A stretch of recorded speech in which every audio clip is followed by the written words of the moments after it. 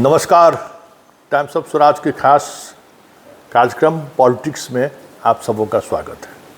और आज हम पॉलिटिक्स में बात एसआईआर की ही करेंगे, क्योंकि सुप्रीम कोर्ट में जो बातें सामने आई और जिस तरीके से सुप्रीम कोर्ट ने लगभग संकेत दे दिया कि ये मतदाता फ्रेंडली है, तो फिर कुछ कहने की ज़रूरत नहीं है। और ये इससे ज़्यादा लोग उम्मीद भी नहीं कर रहे थे कि सुप्रीम कोर्ट इससे बेहतर कोई टिप्पणी और करेंगे, क्योंकि नीट के मामले में भी पहले दिन जो स्थिति सुप्रीम कोर्ट की थी और जजमेंट से एक दिन पहले आते आते जो चीज़ें सामने आने लगी, तो वो कोई इसमें कोई अचरज वाली बात नहीं थी कि आधार को लेकर आदेश देने वाला सुप्रीम कोर्ट आधार को ही आधार नहीं माने, तो ये भी कोई अचरज की बात नहीं है। ये होना है और देश उस दिशा की तरफ बढ़ गई है और हर तरफ कुछ न कुछ चीज़ें ऐसी दिख रही हैं जो सहज नहीं लग रहा है।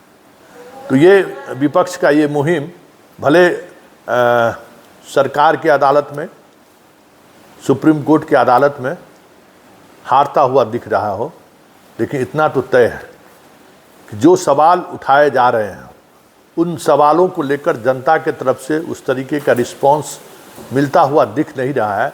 लेकिन आने वाले समय में बीजेपी की सरकार या मोदी की सरकार के लिए ये पूरा अभियान, ये पूरा कसरत गले की फांस बनती दिख जाए तो कोई बड़ी बात नहीं होगी, क्योंकि ये सारी बातें इस तरीके से चल रही हैं जिसमें साफ दिख रहा है कि तय, सब कुछ तय है।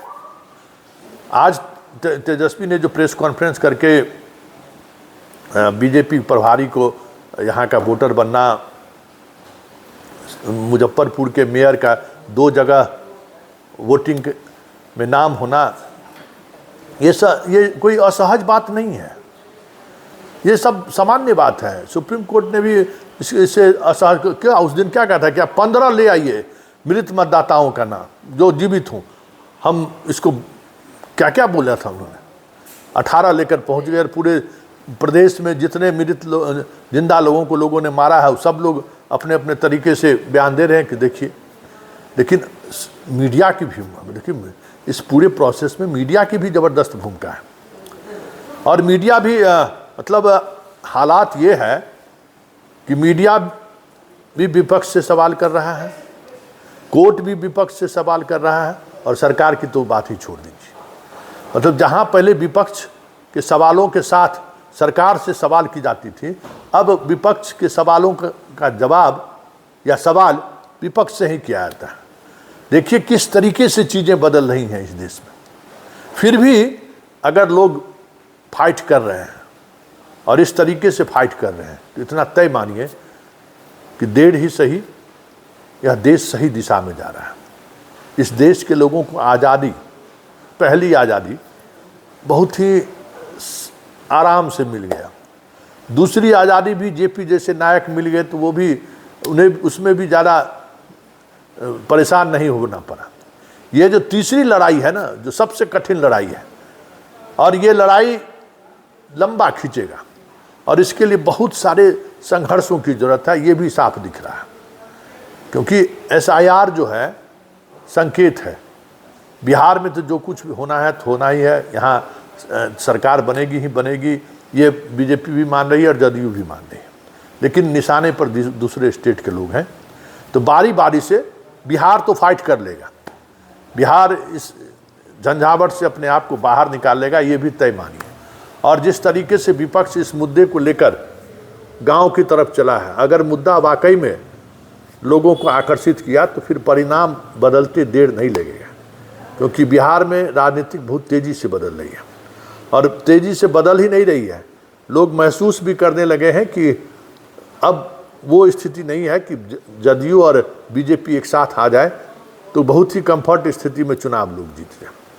आज जो कुछ भी पॉलिटिकल डेवलपमेंट हुआ है और जिस तरीके से हुआ है, तेजस्वी के प्रेस कॉन्फ्रेंस के बाद तेजस्वी ने जिस तरीके से कह दिया कि हम चुनाव नहीं लड़ने तक की स्थिति में जा सकते हैं, तो ये कह सकते हैं कि इसी तरीके की बात कभी बांग्लादेश में भी होता था, श्रीलंका में भी होता था। विपक्ष की आवाज़ को नहीं सुनना है तो वो समय की बात है। तो आज तेजस्वी को उस बयान को लेकर बीजेपी का करारा जवाब दिया गया। एक पोस्टर जारी किया गया है बीजेपी के सेल की तरफ से कि चोरी आज से नहीं, नेहरू जी के ज़माने से। ये देखिए किस तरीके से काउंटर किया जा रहा है, ये चीज़ों को भी समझिए। जो पोस्टर देख रहे हैं ना, ये काउंटर है कि नेहरू वल्लभ भाई पटेल बन जाते। किस चुनाव की बात कर रहे हैं पता नहीं, लेकिन वोट चोरी के लिए दिखा रहे हैं। जितने चुनाव आयुक्त हुए सब कांग्रेस से चुनाव लड़े। ये सब उस नैरेटिव को जो देश की जनता के सामने आ रहा है, ऐसे लोग जो सत्ता के साथ खड़े हुए हैं वो इस नैरेटिव को इस तरीके से रोकना चाहते हैं। ये लड़ाई लंबी खींचेगी, ये तो तय है, लेकिन इतना भी तय है कि देश करवट ले रहा है। और नरेंद्र मोदी का ये बात कहना, जो ये इस तरीके की बात कि ये मुझे बहुत नुकसान पहुंचा सकता है, इस बात की समझ उन्हें हो चुकी है। अंतर्राष्ट्रीय स्तर पर जो हो रहा है सो हो रहा है, राष्ट्रीय स्तर पर भी जो खेल हो रहा है, जो चीज़ें कोर्ट माने चाहे नहीं। बांग्लादेश में क्या हो रहा था, पाकिस्तान में क्या हो रहा है, वहाँ कोर्ट साथ मतलब पहले से पार्टी बनी हुई थी। यहाँ थोड़ा वक्त लगा, यहाँ अभी चीज़ें सामने आने में थोड़ा और समय लगेगा, लेकिन सारे संस्थानों की परीक्षा तय है। जो कुछ भी देश में हो रहा है ना, वो परीक्षाएं सबका तय है और सबको जवाब देना है। इसलिए ये तय मानिए कि जो कुछ भी हो रहा है SIR को लेकर, वो सही दिशा में, देश को सही दिशा में ले जाने की कोशिश है। कि वोटिंग के लिए सब पहले दिन सुप्रीम कोर्ट कहा था कि आप नागरिकता निर्धारित नहीं कर सकते हैं। नागरिकता निर्धारित करने का काम गृह विभाग का है। अब उसी से नागरिकता भी निर्धारित होने लगी है।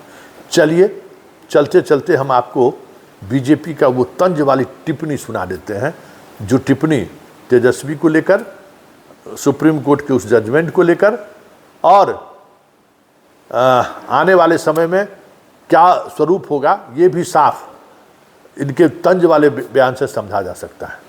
तो ये बयान सुनने से पहले चलते चलते एक और बात कहते हैं कि सत्ता सरकार जिस तरीके से जिस मिजाज की तरफ बढ़ रहा है, वो मिजाज कह सकते हैं कि डेमोक्रेसी के लिए संजीवनी बूटी का काम करेगा, ये भी तय है। सुन लीजिए सभी लोगों का क्या राय है, और इस पॉलिटिक्स को यही विराम देंगे, लेकिन चलते चलते नीरज और अरविंद सिंह की बात सुन लेते हैं। सुप्रीम कोर्ट ने आज फिर से एक बार विरोधियों विपक्षियों के मुंह पर करारा तमाचा मारा है। सुप्रीम कोर्ट ने बड़ा स्पष्ट किया है कि बिहार में जो स्पेशल रिवीजन चल रहा है SIR, वह वोटर फ्रेंडली है, वह वोटरों के हित में है। और उसने विरोधी दलों से, खासकर कांग्रेस और RJD से सुप्रीम कोर्ट ने आग्रह भी किया कि अब खामखा बिहार को बदनाम करने की कोशिश न करें। अब जरा समझ जाइए कि सुप्रीम कोर्ट जैसी संस्था जब ये मान रही है कि ये लोग बिहार को बदनाम करना चाहते हैं, तो इन दलों की मंशा क्या है, यह समझने लायक बात है। दरअसल हमेशा से ये लोग संवैधानिक संस्था और संविधान का मजाक उड़ाना चाहते हैं। सुप्रीम कोर्ट ने बड़ा स्पष्ट किया है कि प्रशासनिक सेवा हो चाहे शिक्षा का क्षेत्र हो, बिहार के लोगों का दबदबा पूरे देश में है। पूरे देश में बिहार के लोग अच्छा कर रहे हैं, वहीं राजद और कांग्रेस के लोग बिहार और बिहारियों को बदनाम करने में लगे हैं। नेता प्रतिपक्ष श्री तेजस्वी यादव जी, आप अपने पिता के कुकर्मों से, किए हुए भ्रष्टाचार से, घोटालों से, अपराध से डर करके चुनाव लड़ने से आप भाग रहे हैं। और आपका मन जो है वो चुनाव लड़ने का नहीं है, चूंकि आप जान रहे हैं कि यशस्वी मुख्यमंत्री श्री नीतीश कुमार जी के नेतृत्व में और देश के यशस्वी प्रधानमंत्री श्री नरेंद्र मोदी जी के मार्गदर्शन में बिहार जो है आज तीव्र गति से आगे बढ़ रहा है। आज घर में बिजली फ्री मिल रहा है, राशन मिल रहा है, शौचालय मिल रहा है, अन्न मिल रहा है, इलाज हो रहा है, पढ़ाई हो रहा है, दवाई मिल रहा है, और महिला विकलांग इस सबको पेंशन मिल रहा है। इस विकास योजनाओं से डर करके, गरीबों के उत्थान से जो एनडीए सरकार जो कर रहा है उसे डर करके आप चुनाव लड़ने से भाग रहे हैं और गिरगिट जैसा रंग बदल रहे हैं। जबकि आपके एजेंट प्रशांत किशोर जगह जगह जा करके और लोगों को भरमा रहे हैं। लेकिन फिर भी घबराइए नहीं, प्रचंड बहुमत से माननीय मुख्यमंत्री नीतीश कुमार जी बिहार का मुख्यमंत्री बनेंगे और आपको कहीं का नेता प्रतिपक्ष बनने लायक आप लोग नहीं रहिएगा।